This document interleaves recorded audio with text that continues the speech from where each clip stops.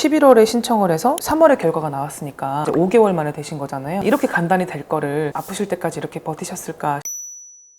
오늘의 사연은 경기도에 살고 계신 한 번의 사별과 한 번의 이혼을 겪으시면서 힘들게 두 남매를 키워내신 어머님에 대한 사연입니다. 구독자님의 아버님은 본처가 있는 상태에서 어머님과의 사이에서 새 남매를 만드셨다고 해요. 한마디로 두 집을 왔다 갔다 하시면서 생활을 영위하신 모양인데, 그런 이유 때문에 아버님으로부터 경제적인 지원을 전혀 받지 못하고 어린 시절을 보내셨다고 해요. 본인도 무려 중학생의 나이에 중학교도 들어가지 못하고 공장을 다니다 집안 형편상 20대 중반에 떠밀려서 결혼을 하게 되었는데, 그만 그 첫 남편분께서 30대 중반의 이른 나이에 급작스럽게 세상을 떠나게 되셨다고 합니다. 아이고.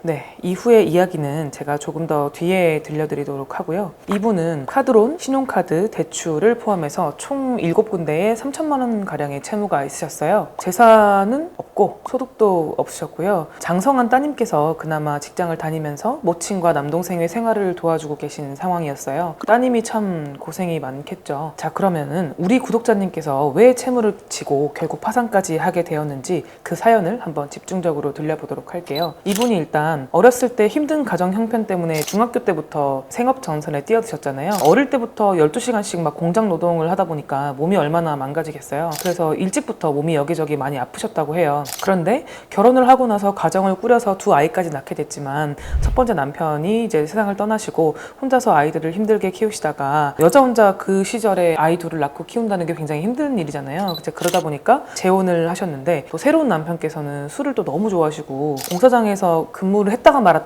말았다가 이렇게 하면서 술 마시면 또 일을 안 나가시고 돈이 떨어지면 또 나가시고 경제력이 좀 있으신 분은 아니셨던 모양이에요. 게다가 또 술이 또 이렇게 사고를 또 유발하기도 하잖아요. 사고로 합의금을 물어줘야 되는 일도 몇 번 있었다고 하네요. 이런 일이 반복되니까 자녀분들을 이제 키울 정도의 여유가 없으셨다 보니 자녀분들께서는 이제 무료급식을 지원받고 다닐 정도였고, 교복은 한 벌을 겨우 맞춰서 매일매일 세탁을 해서 입을 정도였다고 하네요. 심지어는 고등학교가 의무교육이 아니었던 시절이라서 아드님을 형편상 고등학교까지는 지원을 못 해주고 물류센터에서 이제 아르바이트를 아드님이 하시다가 허리를 또 다쳐가지고 디스크 손상이 또 크게 왔다고 해요. 그때의 후유증으로 현재까지도 일을 제대로 하기 어려운 상태라고 하네요. 아드님도. 구독자님도 이제 어릴 때부터 일을 하다가 몸이 다쳤잖아요. 아드님까지 이렇게 되시는 걸 보면 어려운 경제 상황이 본의 아니게 대물림이 되는 것 같아서 좀 안타까운데요. 결국에는 지금은 구독자님의 따님이 혼자 구독자님 병원비, 남동생 병원비, 가족의 생활비까지 다 감당을 하려고 하니까 액수가 너무 크고 이러니까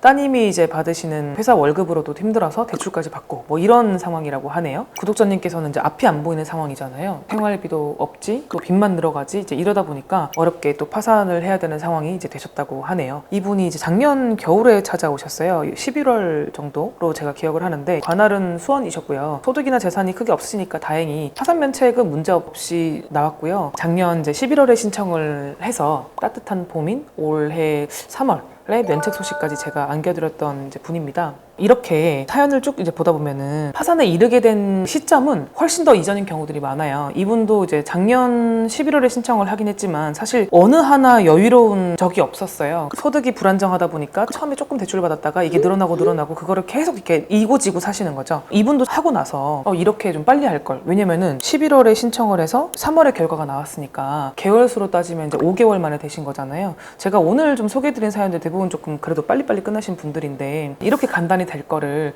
몸이 이제 아프실 때까지 이렇게 버티셨을까 싶은 마음이 드네요. 안타까워서 또 한마디를 제가 또 해봤습니다. 오늘 구독자님처럼 힘든 상황 속에서 빚 때문에 한 치 앞도 보이지 않는 분들이 계시다면 언제든지 회생파산연구소를 찾아주시기 바랍니다. 사연도 많이 보내주시고요. 감사합니다.